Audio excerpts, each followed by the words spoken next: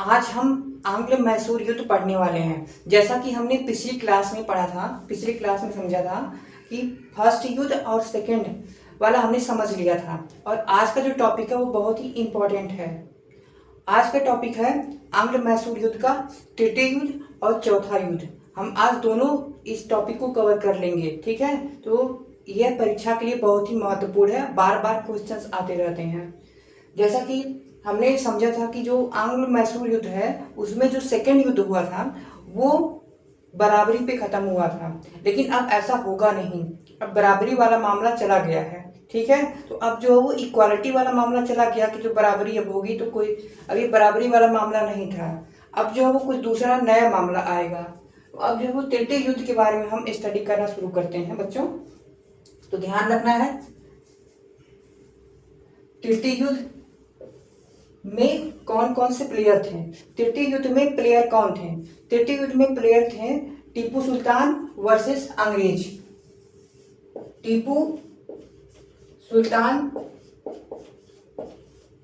Tipu Sultan versus अंग्रेज। अब हुआ क्या कि टीपू सुल्तान ने त्रावणकोर नाम की एक जगह थी, तो वहां पे अटैक कर दिया था। अंग्रेजों को यह भय सताने लगा कि यह मेरे जब एलाइज पे अटैक कर रहा है तो इसका मतलब है कि ये कुछ भी कर सकता है। तो अब टीपू सुल्तान को रोकने की जरूरत है। अंग्रेज दौड़ के चले गए अपने दोस्तों के पास, मराठे और निजाम के पास गए और कहे भाई भाई हम चलते हैं, दोबारा से अटैक करते हैं टीपू पे। और इस टाइम पे अंग्रेजों ने कुछ अनोखा किया। इस टाइम पे इन दोनों के साथ कुछ अनोखा किया, और अनोखा यह था कि इनसे ऐसी संधि कर लो कि यह जो इस युद्ध में भाग ना सके, इस युद्ध में जो ग्रुप है उसको पलट ना सके, उसको बदल ना सके, पार्टी बदल ना सके। कुल मिला के इस तरीके से कहें, अगर शुद्ध भाषा में कहें तो पार्टी बदल ना सके, ठीक है। तो अंग्रेजों ने कुछ इस प्रकार की संधि कर ली। अब जब इस युद्ध में शुरुआत हुई तो शुरुआत में युद्ध हुई और फिर शुरुआत हो गई युद्ध की। लेकिन इस युद्ध में अंग्रेज ने टीपू सुल्तान को हरा दिया था। अंग्रेजों ने जब टीपू सुल्तान को हराया, तब अंग्रेजों ने शर्त रखी कि देखो तुम एक काम करो, अंग्रेज को देना होगा।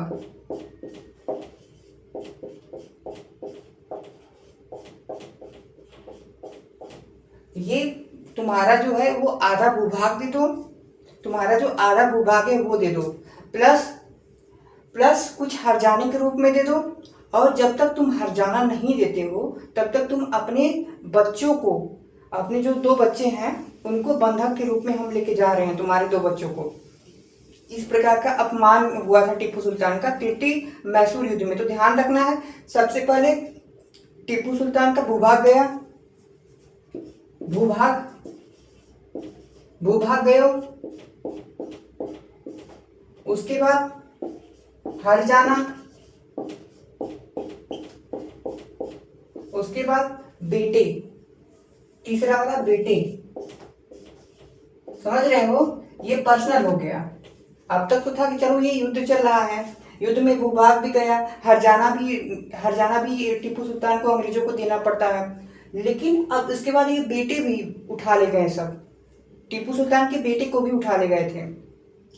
अब जब ये युद्ध हुआ तो उसके बाद वो संधि भी तो होगी ना। तो ध्यान रखना है, जैसा कि मैंने पहले कहा था कि युद्ध कब हुआ यह फोकस करके चलना है। युद्ध हुआ 1790 से 92 तक। तो 1792 में जब युद्ध का समापन हुआ और ये सब बातें निकल के आई, तो वहां पे कोई तो संधि होगी जो संधि कहेगी कि अब तुम जो वो एक काम करो, युद्ध विराम कर दो।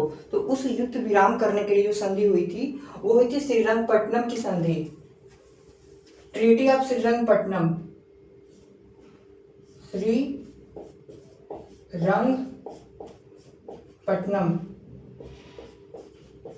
श्रीरंगपट्टनम की संधि 1792 में हुई थी। 1792 में श्रीरंगपट्टनम की संधि हुई थी, ठीक है। तो ध्यान रखना, 1792 में श्रीरंगपट्टनम की संधि हुई थी, ठीक है।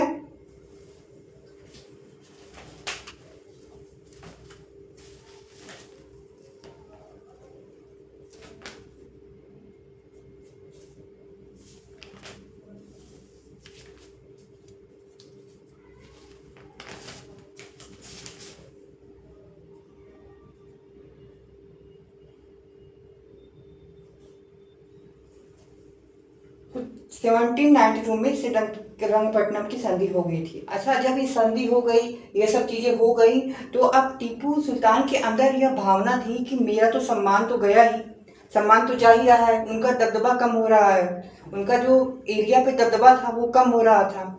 तब टीपू ने यह प्लान बनाया कि अब मुझे अपना दबदबा वापस लेना होगा, लेना तो होगा ही। तब क्या हुआ? तब हुआ यह कि चौथे युद्ध की शुरुआत हुई। अब क्योंकि ध्यान यह भी रखना है, अच्छा बच्चों ध्यान यह भी रखना है कि जो यह तृतीय युद्ध था, तृतीय मैसूर युद्ध है, उसमें उस समय जो अंग्रेज के गवर्नर थे वो कौन थे? तो ध्यान रखना, लॉर्ड कॉर्नवालिस थे। तो ध्यान रखो, Lord Cornwallis, Lord Cornwallis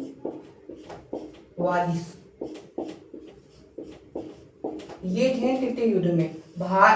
Bharat में अंग्रेजों के गवर्नर लॉर्ड कॉर्नवालिस थे इस टाइम पे, तृतीय युद्ध के दौरान में। ठीक है, अब चौथे युद्ध में ये नहीं रहेंगे, चौथे युद्ध में बदल जाएंगे, तो पूरा खेला बदल जाएगा। ठीक है, अब हम चौथा युद्ध के बारे में समझते हैं, नोट्स कर लो और उसके बाद हम चलते हैं आगे चौथे युद्ध पे।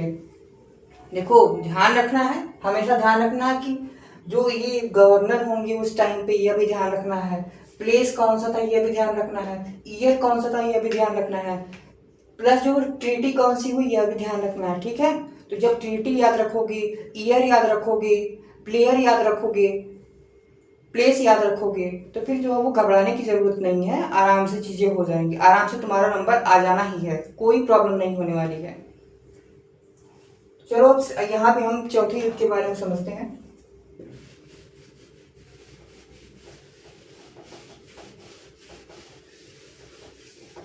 चौथा युद्ध हुआ, वो तो जानते, अब इसमें चौथा युद्ध में जो है वो जानते ही हो तुम लोग, जानने बताने की जरूरत है नहीं, लेकिन फिर भी बता देता हूँ।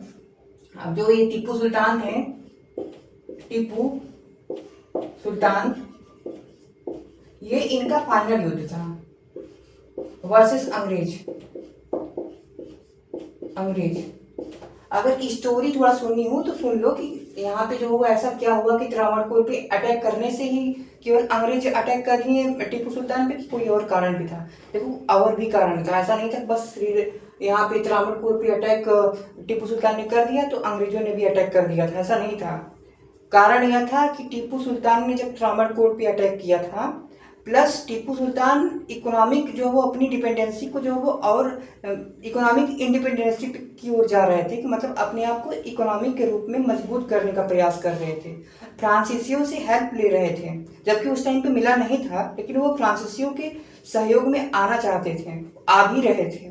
तो अंग्रेजों को लगने लगा था कि ये तो जो वो यूरोपियन से हेल्प ले रहा है, कहीं ऐसा ना हो जाए कि ये दूसरा फ्रांसीसी हमारे लिए खड़ा हो जाए, कहीं दूसरा ना हो जाए, कि कहीं ऐसा ना हो जाए कि यह मेरे लिए चैलेंज, बहुत बड़ा चैलेंज क्रिएट कर दे, तो इससे पहले कि ये बहुत बड़ा हो जाए पहले ही इसको निपटा दो। तो ये कारण था तृतीय युद्ध होने का, क्योंकि उनकी विस्तारवादी नीति भी थी लॉर्ड कॉर्नवालिस की। लॉर्ड कॉर्नवालिस की क्या, ब्रिटिश की ही नीति विस्तारवादी थी। तो इस कारणों से तृतीय युद्ध को शुरू किया गया था। तृतीय युद्ध की संधि श्रीरंगपट्टनम की संधि हुई 1792 में, श्रीरंगपट्टनम की संधि हो गई थी। ठीक है, अब हमारा चौथा युद्ध है टीपू सुल्तान वर्सेस अंग्रेज हैं। देखो अब इसमें फाइनल बैटल हुआ है इन दोनों के बीच में। फाइनल बैटल में अंग्रेजों के जो सहयोगी थे मराठे और निजाम, वो तो साथ में थे ही, प्लस अंग्रेज जो वो अब एकदम पूरा खुल के जो टीपू सुल्तान से लड़ रहे हैं, और यह मान के चल रहे हैं कि अब की बार इनको निपटा देना है, अब की बार एकदम फाइनल बैटल करनी है। और हुआ भी यही कि अंग्रेजों ने टीपू सुल्तान को निपटा दिया। टीपू सुल्तान को जब निपटा दिया 1792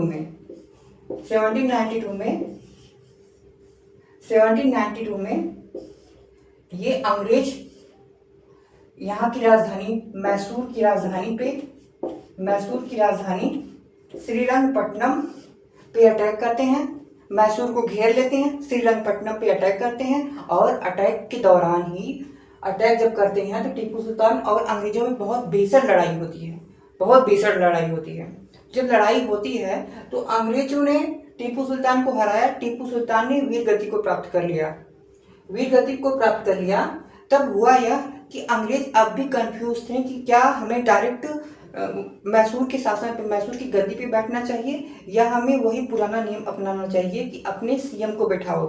याद है जो ऑस्ट्रिया में हुआ था कि हमारा बंदा रहेगा, हम पीछे रहेंगे, हमारा काम चलता रहेगा, हम जो वो डायरेक्टली सामने नहीं आएंगे जनता के सामने कोई और रहेगा, वास्तविक राजा कोई और दिखाने के लिए अलग कोई।